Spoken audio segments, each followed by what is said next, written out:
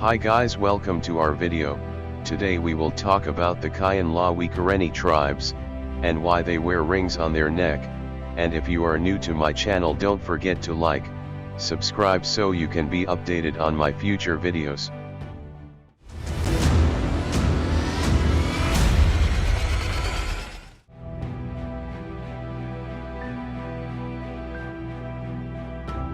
In the hills of northern Thailand, right at the border of Myanmar, lives a tribe of Karenni people called Kayan Lahwi. The Kayan have become well known for the striking appearance of their women, wearing rings or coils around the neck that make it seem like the neck is stretched and their head floating above a pedestal of gold, hereby paying respect to an age-old tradition. However, there is some speculation as to what caused the women to start wearing the rings and what is the purpose of still wearing them today. When asked, even the Kayan women themselves do not have a direct answer.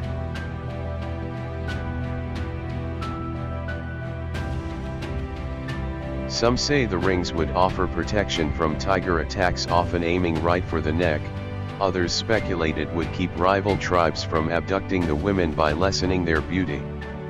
Most likely would be the opposite, the sheer beauty and pride in putting emphasis on the women's necks, giving the Kayan a divine grace. However it may be, many tourists travel to their villages in North Thailand every year to see the so-called giraffe women, to behold this fascinating aesthetic.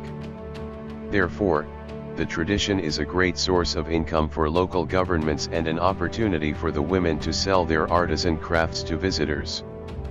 But many of the Kayan men and women are not allowed to leave these artificial villages or the area without a Thai ID card, and as they are Burmese refugees, they cannot apply for one to build up a future elsewhere.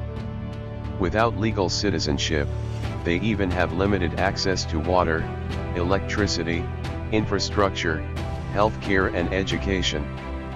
The local schools do not offer education above 6th grade, and without an ID card, the Kayan people do not have the right to health insurance, which means a visit to the hospital is not affordable for the small wages they make selling handicrafts to tourists.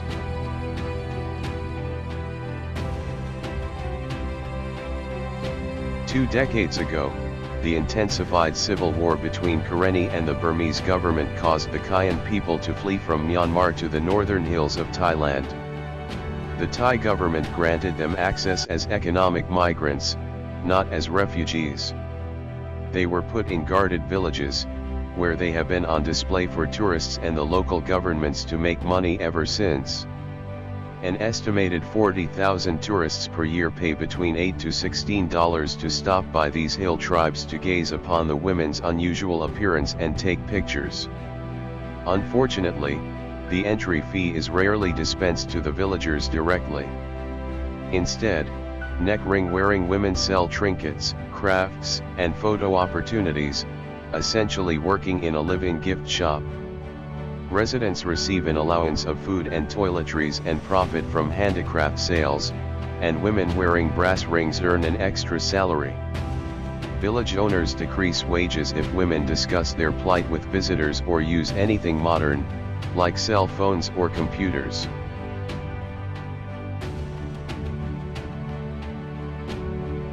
In the short documentary Silent Hopes, some of the women in the Kayan village of Watifukeng are asked about their customs.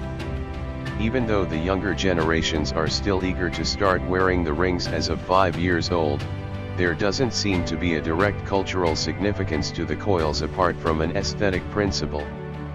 Of course, this in itself can be a reason to uphold such a tradition, but the lines are becoming more and more blurred as long as these women maintain in live-in gift shops, where their tradition is used as a means to raise capital for outside authority. On top of this, there are serious health risks connected to wearing the rings on a day-to-day basis. It might seem like the rings cause the neck to stretch and the head to be floating above a pedestal of golden chains, but in reality the weight of them is pushing the collarbone down, causing the vertebrae in the spine to collapse. Not seldom, the coils cause injuries to the back and neck, but without health insurance and easy access to hospitals, Many chew betel nuts and leaves to have some pain relief, which are highly addictive. All of this makes us wonder, how ethical is to visit the Kayan people as long as they are exploited in these by Thai authorities guarded villages, as long as they are not given their legal citizenship and their rights to make their own decisions.